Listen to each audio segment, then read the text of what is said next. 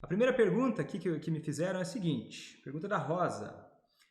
Como fazer para mostrar a ele que estar sóbrio é melhor se nunca está assim quando está em casa?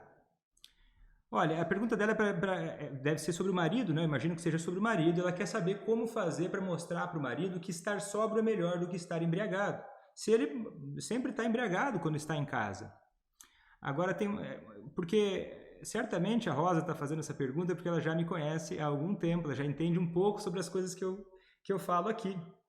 E uma das coisas que eu ensino é você quer que o seu familiar pare de beber? É importante você ser coerente com a ideia de que ficar sóbrio é mais interessante, né? Você quer passar essa ideia para ele, você quer passar porque você acredita nisso, né? Se não fosse isso, você não iria desejar que ele parasse de beber. Então, a pergunta dela é sobre como mostrar, como ajudar ele a perceber que estar sóbrio é melhor. Então, essa pergunta é interessante. Se ele está o tempo todo embriagado, fica difícil você tomar atitudes positivas e interessantes, enfim, que vão incentivar que ele se mantenha sóbrio. Agora, se ele não fica sóbrio quando está em casa, aí a gente precisa pensar em estratégias para colocar consequências naturais negativas para o hábito de beber. Se ele não fica sóbrio, você tem que ter sempre em mente o seguinte: para fazer ele parar de beber, isso não é uma guerra, não é uma disputa, e você não está implorando nada para ele. Você está tornando mais interessante ficar sóbrio através do seu convívio. Então, o que tem que sempre estar em mente?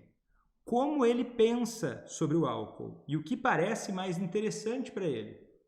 Então é o seguinte, se ele está a maior parte do tempo bebendo, é interessante você pensar em o que é que ele poderia não ter nas circunstâncias atuais. Não ter por estar bebendo. Vou dar um exemplo mais direto, talvez isso fique mais claro. Se o marido dela, ou seu marido, ou seu filho, enfim, ele bebe e fica embriagado o tempo todo, está em casa, a maior parte do tempo, e você, quando ele chega embriagado, você vai lá e faz janta para ele chega atrasado para a janta e você faz uma janta, esquenta uma janta para ele, ou enfim, você continua dando mesada para ele, ou enfim, a esposa continua convivendo com ele como se nada estivesse acontecendo. Isso deixa de criar uma experiência normal, que seria normal, né? Deixa de criar uma experiência negativa em relação a beber e faz com que beber não tenha tantos prejuízos. Certo? Por exemplo, se o marido chega em casa e está embriagado e quer conversar com você, ter um longo diálogo com você, resolver questões ou contar para você grandes histórias, o que é que você pode fazer na prática, você como esposa? Você pode olhar para ele e dizer o seguinte: olha, meu querido, é o seguinte, eu gosto muito de você, eu respeito muito você e eu adoro conversar com você e acho que é importante até a gente conversar no momento que você estiver sóbrio, porque eu me sinto mais confortável assim. E você endereça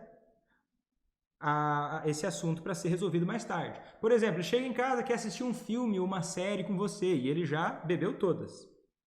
Você não vai assistir essa série, esse filme com ele embriagado. Você vai fazer uma outra atividade. Só que é muito importante que você faça isso sem carregar o tom de que é uma reprimenda, de que você está punindo ele.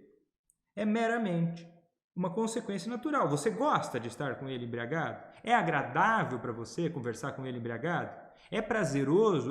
E já que você não pôde decidir se ele ia beber ou não, né? Foi lá e bebeu. O que você pode controlar? Você pode controlar suas palavras, você pode controlar quais atividades você vai fazer com ele. Só que é importante tomar cuidado com o seguinte: tem gente que escuta isso e pensa, claro, Vitor, isso é muito claro, isso é muito óbvio que você está me explicando. Então, melhor é, quando ele estiver embriagado, eu saio fora. Eu não falo mais nada com ele. Só que ele está sempre embriagado, eu vou passar o tempo todo, então, não falando com ele. E é aí que mora um pulo do gato. Sem uma avaliação direta, claro, aqui é uma live que eu estou te ajudando a entender os fundamentos gerais. Mas você vai precisar entender como colocar isso na sua prática. certo? No meu curso, nas minhas mentorias, eu ajudo as minhas alunas na situação mais particular, mas a gente está aqui numa live, que não é um espaço apropriado para isso. Você vai precisar entender o seguinte: é necessário você continuar estimulando coisas positivas sóbrio. Por exemplo, você pode comunicar para ele que gosta de estar sóbrio, com ele sóbrio, você prefere estar com ele sóbrio, que você gosta dele, que ele é uma pessoa interessante para você. Até porque não faria sentido manter um relacionamento com uma pessoa que você odeia. Entende o que eu quero dizer? Coerência, simplesmente. Então é o seguinte, aí o que você pode fazer? Você pode começar a criar ideias de coisas interessantes para começar a fazer, convidar, e coisas que ele possa gostar de fazer, sóbrio.